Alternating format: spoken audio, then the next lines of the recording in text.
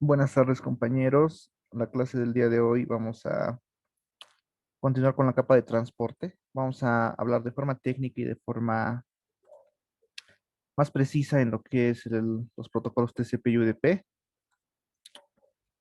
Ya trabajamos con la parte de sockets directamente en lo que son ya la programación de estos, pero ahora vamos a enfocarnos en la parte técnica en cuanto a cómo trabajan cada uno de estos dos protocolos. Es un tema un poco extenso, vamos a intentar reducirlo lo más que se pueda.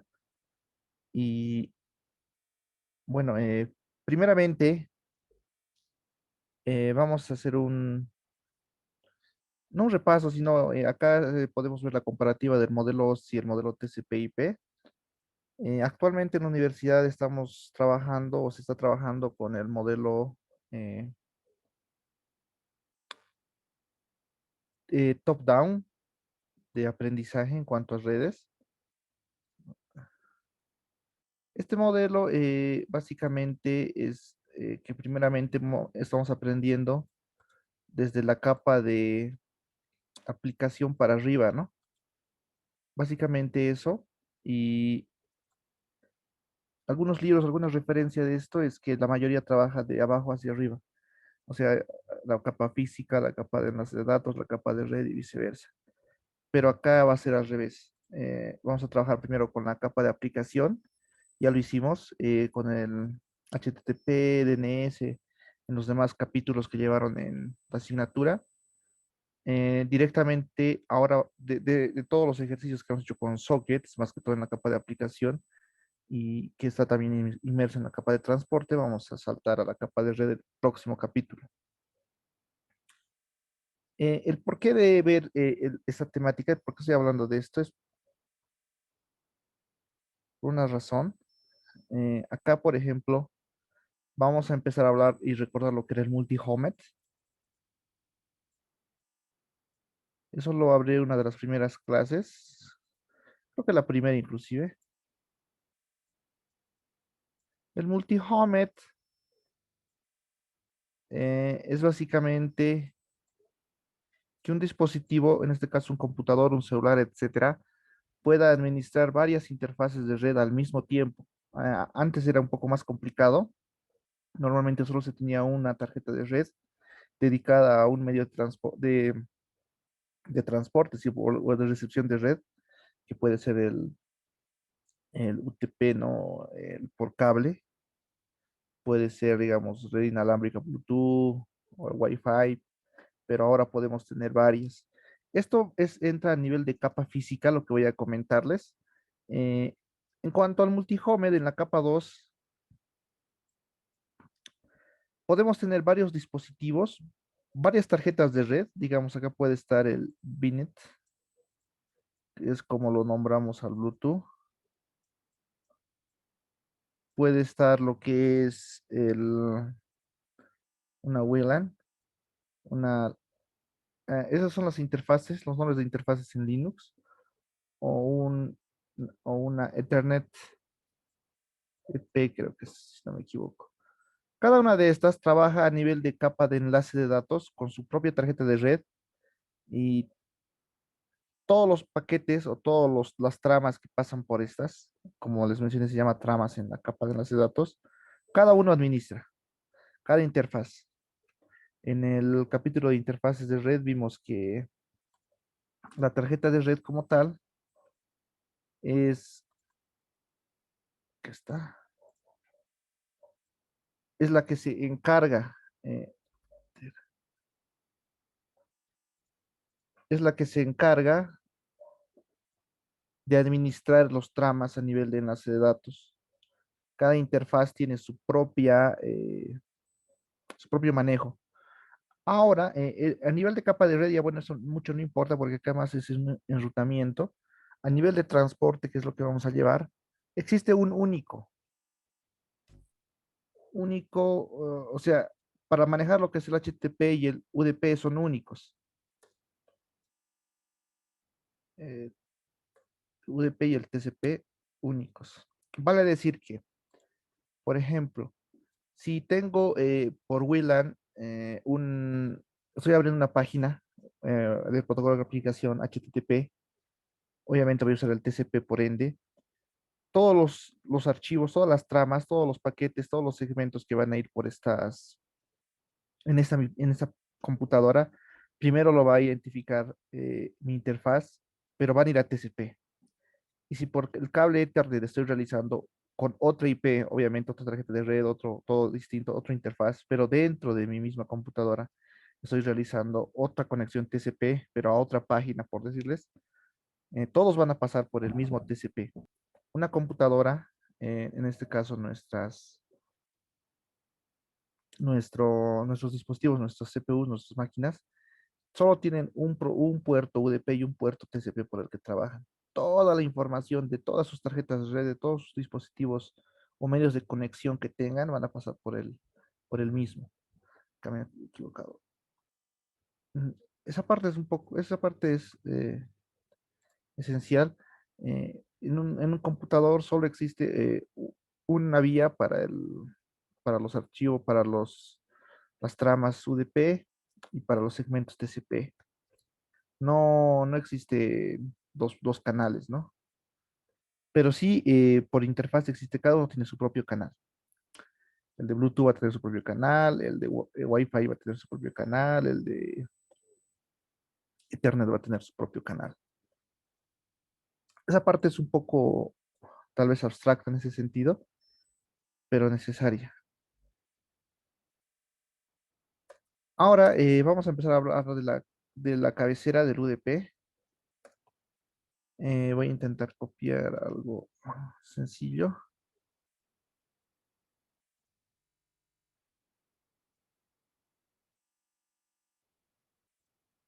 Acá mismo, lo voy a borrar esto. Ya.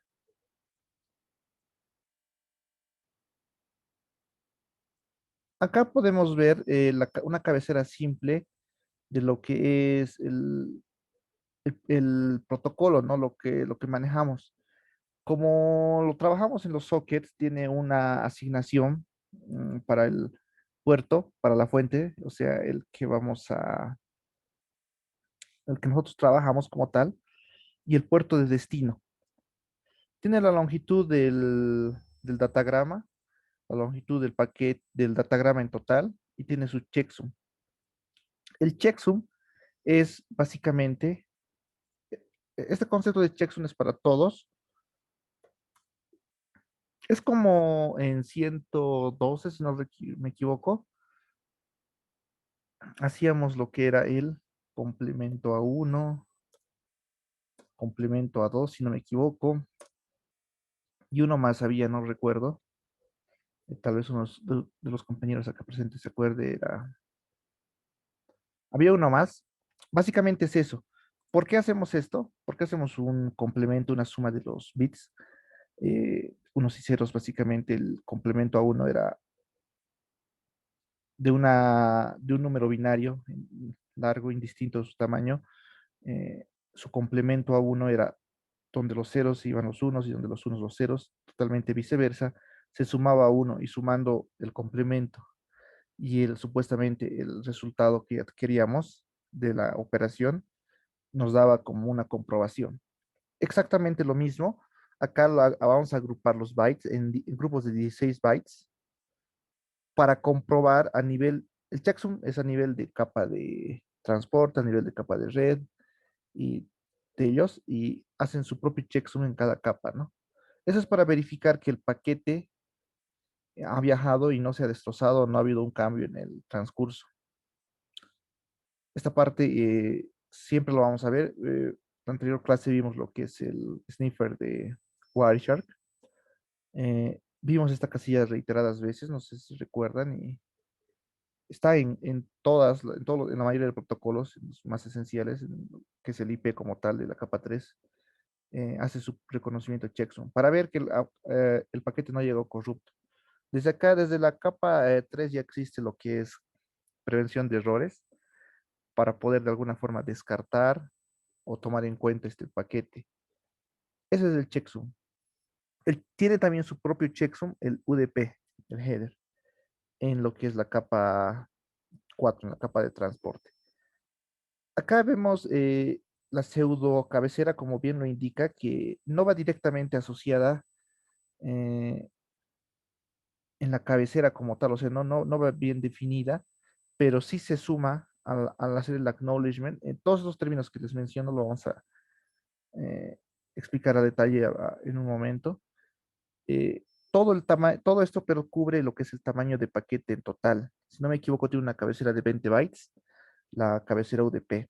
Acá podemos ver la fuente de la dirección IP, el destino IP, el protocolo que vamos a utilizar en la capa 3, en este caso es el UDP, acá vamos a indicar que es UDP, el tamaño de la cabecera UDP más los datos UDP total. Y este Zero es un espacio reservado, en este momento la verdad no recuerdo para qué, pero un espacio reservado. Esa es la pseudo cabecera IP, ¿no? Esto no se pone directamente en el UDP porque la cabecera IP de capa 3 ya incluye estos datos. La cabecera UDP solo lo suma. Eso lo vamos a ver en la siguiente clase, cuando avancemos la cabecera IP como tal, cuando estemos en la capa 3.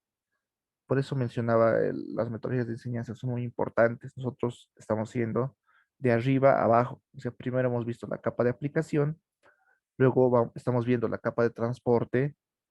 Más tarde vamos a ver la capa de red, unos 3 o 4 clases más tarde. Luego la capa de enlace de datos un poco, tal vez no tanto como se deseara.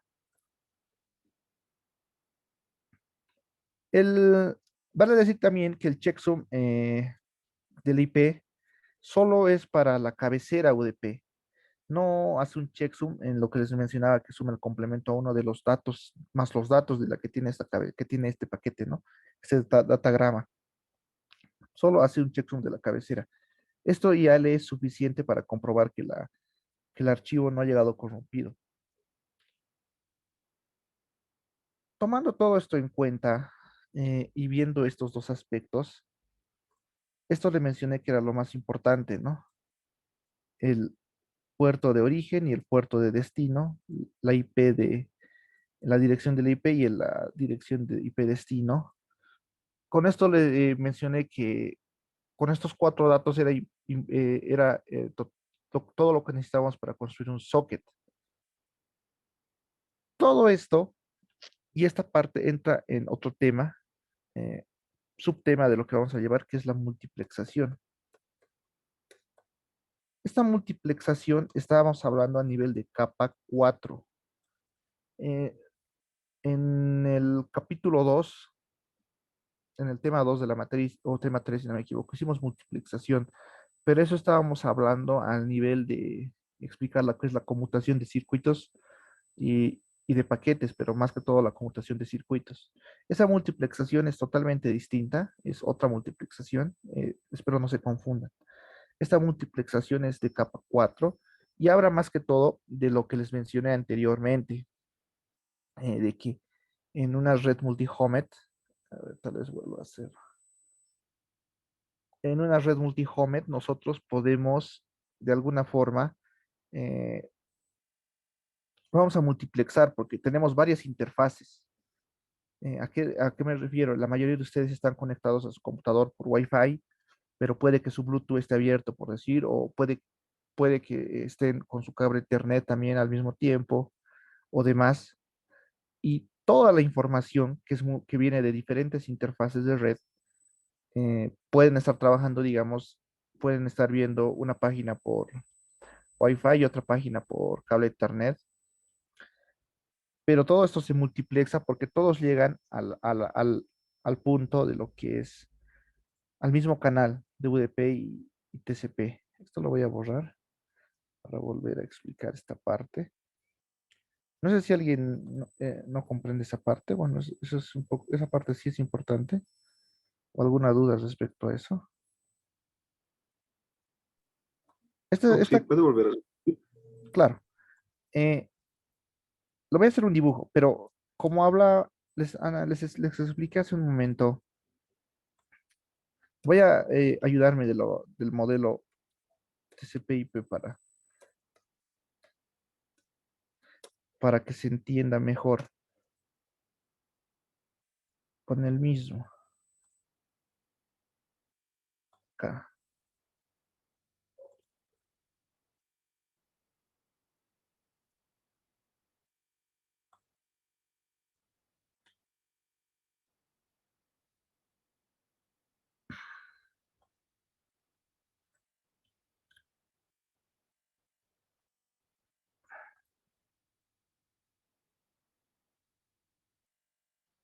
Acá, a nivel de enlace de datos, les dije que está lo que son las interfaces, ¿no? Acá lo escribí. Estas interfaces trabajan directamente con la NAC, que es la tarjeta de red, básicamente. Esta tarjeta de red viene asociada al medio de transmisión que vamos a utilizar. Ya hemos visto los medios de transmisión, muchos, eso está en el capítulo 2, en el tema 2 de la materia. Estas interfaces, esos medios de transmisión son, por ejemplo, el Wi-Fi, el Bluetooth, o algo así se escribía, el cable Ethernet y demás, ¿no? Señales de radio, vimos muchas cosas. Una computadora para poder descifrar de alguna forma estas señales de transmisión utiliza una tarjeta de red. Esta tarjeta de red a su vez tiene incorporada o es una interfaz, no tiene incorporada. Esta interfaz administra cada uno de estos. A capa 2, el Wi-Fi, el Bluetooth, el Ethernet, cada uno tiene su interfaz. Eso lo podemos ver en la consola de comandos, ¿no? Con el comando para de ifconfig para ver todas las IPs que tenemos. Cada de estos tiene una diferente IP, también cabe recalcar. Pero todos estos, al conectarse a capa 4, eh, existe la demultiplexación. ¿Por qué? Porque en capa 4 una computadora solo tiene un canal UDP y solo tiene un canal TCP. Lo voy a borrar aquí, lo escribí. Esa capa 4. Vale decir que se tiene que multiplexar y demultiplexar ahí. Ahí es donde está la multiplexación. Ethernet y Wi-Fi pueden estar con páginas diferentes o las mismas, pero cada uno está trabajando sus protocolos, ¿no? Pero al compartir con el computador, todos son TCP, por decirles, toditos. De tres solo se vuelve un canal. Ahí es donde entra la multiplexación en cuanto a la capa de transporte. ¿Por qué? Y esto es lo más importante. Solo existe un canal UDP, un puerto UDP en nuestro computador, solo existe un puerto TCP en nuestro computador. Todas las páginas, todo lo que abrimos, todos pasan por eso. De ahí se multiplexa o demultiplexa, ¿no? Dependiendo a lo que estamos llevando o a lo que queremos hacer. El checksum, volviendo a recalcar, básicamente es el complemento a uno y complemento a 2, como vimos en la materia de 112, más que todo números binarios. Este complemento se saca para demostrar o para darnos cuenta si el archivo ha sido corrompido o no. No archivo, el paquete o trama a nivel de capa 2. Eso también en la clase pasada lo mencioné. Voy a volver a... Cuando hablamos de capa 2, de capa de enlace de datos, hablamos de tramas. En inglés, frames. Cuando hablamos a nivel de capa 3, hablamos de paquetes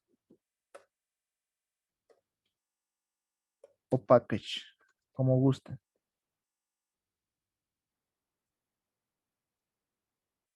No se nota paquete. Bueno, packages en inglés, no importa. Y a nivel de capa de transporte, ya hablamos de dos tipos.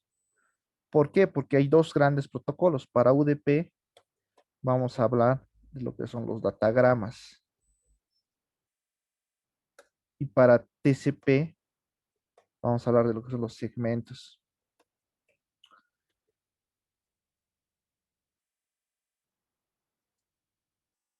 Paquete también puede ser traducido como un datagrama, por si acaso. Es lo mismo, pero hay esta diferenciación en algunos libros, algunos autores y en algunos videos, ¿no? Que van a encontrar en internet. Pero de esta forma se diferencian. ¿Y cuál es la diferencia? Me dirán. ¿Hay diferencia entre un paquete y una trama, entre un paquete y un segmento, etcétera? Sí. Y aquí está la diferencia. Las cabeceras.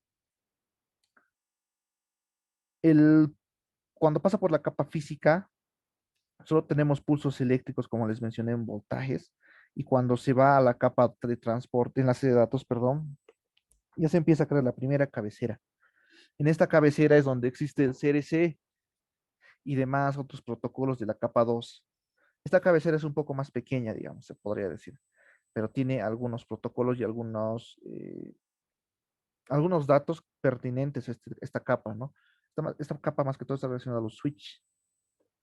Inmediatamente subimos un nivel y ya lo volvemos paquetes IP. La cabecera crece y es una cabecera de 20 bits en la capa de 3. Y si subimos otro nivel, en UDP ya tenemos esta otra cabecera. Vale decir que hasta la capa de transporte ya tenemos tres cabeceras. La cabecera de la capa 4 de UDP o TCP, la cabecera de IP y la cabecera del frame como tal, ¿no? Del trama. Tramas acá. Todo esto lo vamos a ver a detalle cuando veamos el Wireshark en un momento. En cuanto a, bueno, a manera de repaso y de este, vamos a volver a hablar de lo que es, bueno, repaso lo vamos a poner con una notita, de los, de la, del convenio que ha habido, ¿no? Por los puertos.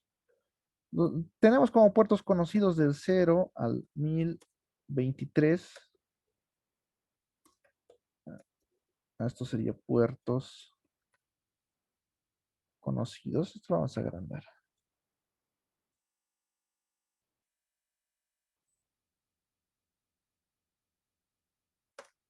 Puertos conocidos. Del 1024, un momentito, lo tenía anotado por acá, al 49.000.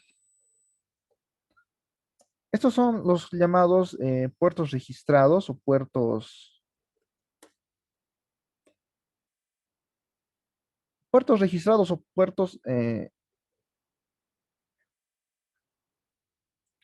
administrados por el sistema operativo.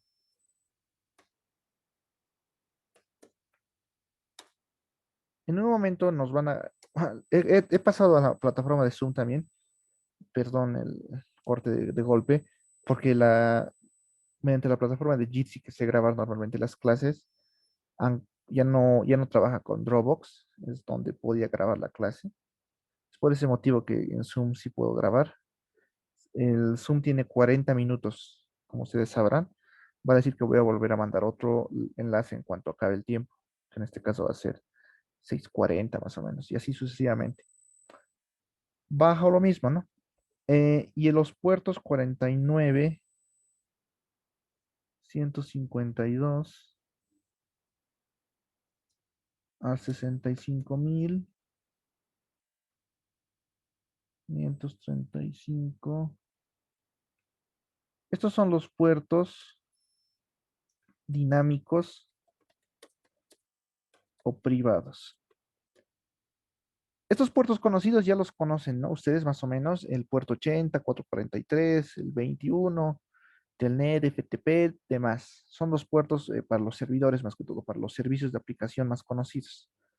Estos puertos registrados o del sistema operativo son los que el sistema operativo, como tal lo dice su nombre, nos asigna de forma que no, obviamente de forma de usuario, que no seamos superusuario o administrador en Windows. Esto es cuando trabajamos directamente con una base de datos o con algo, ¿no? Por el estilo. Y estos dinámicos, acá me comí la palabra, o privados, como lo mencionan, son los que nosotros normalmente tendríamos que usar cuando programamos un socket para hacer la prueba o cuando, qué sé yo, vamos a realizar alguna operación de prueba, más que todo en el desarrollo, o al nosotros poner esta IP para cambiar. Tal vez algunos han tenido el problema de que Oracle ya tenía ocupado tal puerto, el 8080, por decirles, o Apache, y lo van a cambiar al 8081. Pero para eso tienen que pedir autorización del sistema operativo, ¿no? Como tal. Para eso tienen que ser superusuarios. En cambio, estos son los permitidos que tienen un amplio margen para que podamos trabajar y de alguna forma jugar o modificar y demás con ellos.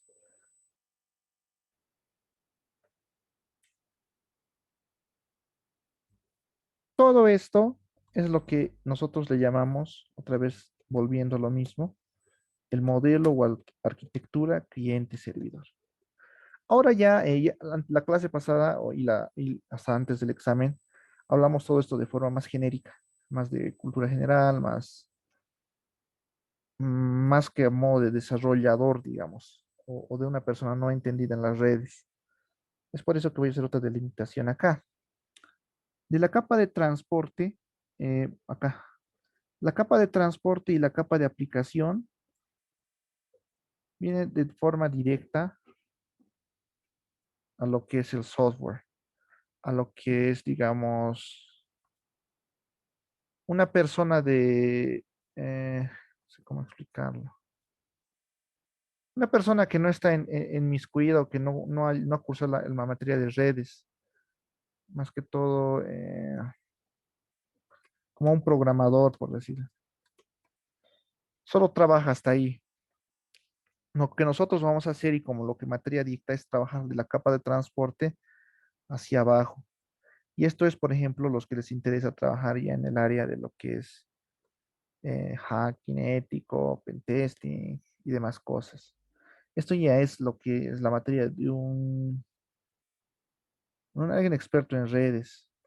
Hay varios puestos, pues, lo puedes ingenieros eléctricos, telecomunicaciones, o los que mismos estudiamos la informática, pero a nivel de redes, o ciencias de la computación. Pero todo lo visto anteriormente era a nivel de programador, ¿no? Vimos detalles, vistazos a grandes rasgos de cada una de estas capas, más que todo de forma teórica y no de forma técnica. Ahora vamos a ver la forma técnica, la capa, los bytes, qué es el checksum, qué es el acknowledgement y demás. También cabe recalcar que todo esto estábamos hablando del cliente servidor, pero la segunda, que era también pregunta del examen para el paralelo B, es el peer-to-peer. El peer-to-peer también trabaja con algunos de estos modelos, de estas arquitecturas, obviamente con sus respectivos cambios, pero sí, usando los mismos protocolos, ¿no? Ya sea el TCP, el UDP. Obviamente no es bajo clientes servidores peer-to-peer, pero como les mencioné, hay algunos cambios en cuanto a la fase de aplicativa, la programación. Luego,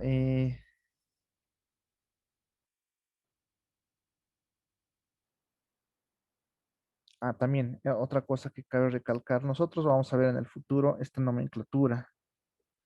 197.168.0.1 y dos puntos 8080, por decirles. Los que han trabajado con Oracle, bases de datos o demás aplicaciones que corren en un puerto y que son administradas más que todo en el área técnica, han debido ver esta sintaxis. Esto es lo que hemos nosotros desarrollado y dicho en los sockets. La pareja más importante, la tupla, como lo dice Python, es la dirección con su puerto. Si colocamos esto en nuestro path, en nuestro URL, en nuestro motor de búsqueda, en nuestro buscador como tal, podemos asociar directamente la, la aplicación que vamos a correr con la dirección. En este caso, estamos ya multiplexando y demultiplexando. En un momento se va a cortar y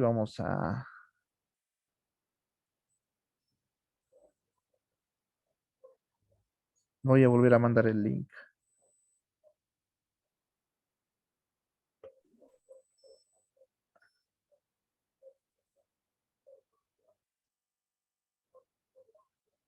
Ya, también aquí, a modo de ganar el tiempo, vamos a hacer una analogía. Tal vez ustedes tenían mucha duda. Eso noté la última, bueno, al hacer sockets y espero que ahora con esto quede más claro. Vamos a hacer con números y con sockets.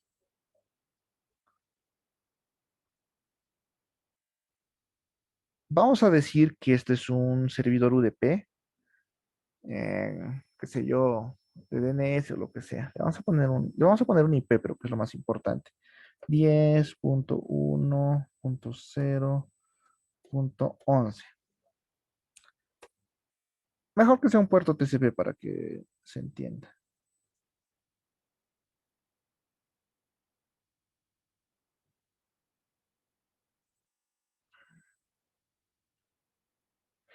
El puerto 80 y este es su IP. Y en cuanto al computador, cuando va a crear el socket, solo sabe su propia dirección, ¿no? Obviamente tiene que estar en red. O en todo caso puede ser la búsqueda por internet, pero ya un dominio lejano. 122, ya. Esa es la IP, digamos. Digamos que están en red, este cliente y este servidor que quiere hacer una solicitud. Pero ustedes me dirán, vamos a crear un socket. Está bien, instanciamos el socket. Lo voy a dibujar. El cliente es el que crea el socket para conectarse. Acaba de crear el socket. El cliente solo sabe la dirección del servidor y el puerto del servidor como tal. Y se conecta. Pero el sistema operativo de nuestro computador como tal escoge o añade lo que es un puerto. Se le llama puerto efímero a nuestra computadora. Acá es donde existe, por ejemplo, tal vez dudas. La computadora cliente, o sea, nosotros, no se conecta bajo el puerto 80. Nosotros no tenemos el puerto 80 como computadora, ¿no?